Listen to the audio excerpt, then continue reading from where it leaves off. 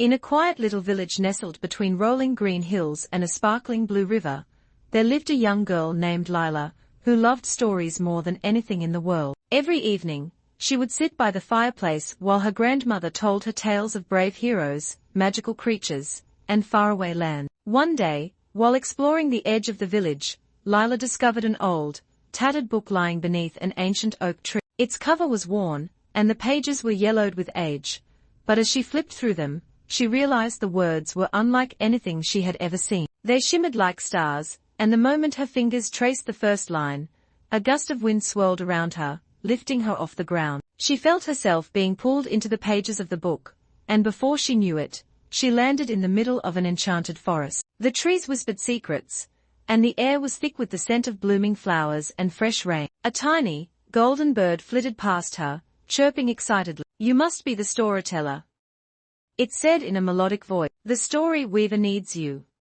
Lila was both amazed and confused. "Who is the story weaver?" she asked. The bird fluttered onto her shoulder and explained that the story weaver was the guardian of all stories, ensuring they were told and remembered. But something terrible had happened. Someone had stolen the heart of stories, a magical gem that kept all tales alive. Without it, stories would begin to fade, and soon, people would forget the magic of storytelling. Determined to help, Lila followed the bird deeper into the forest until they reached a magnificent castle made entirely of books. Towers of tomes stretched high into the sky, and staircases of paper wound in every direction. Inside, an elderly man with a long silver beard and twinkling eyes sat hunched over a grand desk, looking worried. "Ah, you've arrived," he said. "The heart of stories has been taken by the Shadow Collector. He hoards stories, locking them away so no one can share them. If we don't get it back soon, stories will disappear forever." Lila felt a surge of determination. "I'll help you get it back," she declared. The story weaver handed her a quill that shimmered with golden light. "This is the quill of imagination," he said. "It has the power to bring stories to life, but only if you believe in them." With the golden bird guiding her, Lila set off on her quest. She crossed rivers made of liquid silver,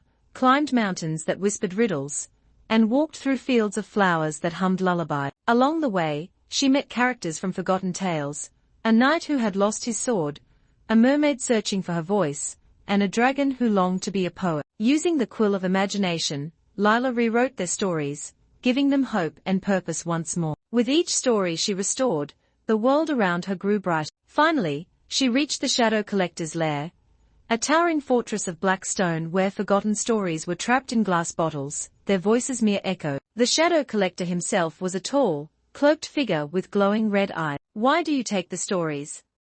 Lila asked bravely. "Because if people do not share them, they are wasted," he replied. "They sit on shelves, unread and unloved. So I keep them, so they are never truly lost." Lila understood his sadness, but she knew that stories were meant to be told, not hidden away. She lifted the quill of imagination and began writing. She wrote of a world where stories were cherished, where people shared them with joy, where even forgotten tales found new voices. As she wrote, the bottles shattered one by one, and the trapped stories soared into the air like glowing fireflies. The heart of stories, a brilliant gem pulsing with light, appeared before her. The Shadow Collector watched in silence as Lila returned the gem to the story weaver. "Thank you," he whispered before vanishing into the night. With the heart of stories restored, the world of tales flourished once more. Lila felt the wind pick up around her, and in an instant, she found herself back beneath the ancient oak tree, the book still in her hand. As she returned to her village, she knew her adventure had changed her forever. From that day on,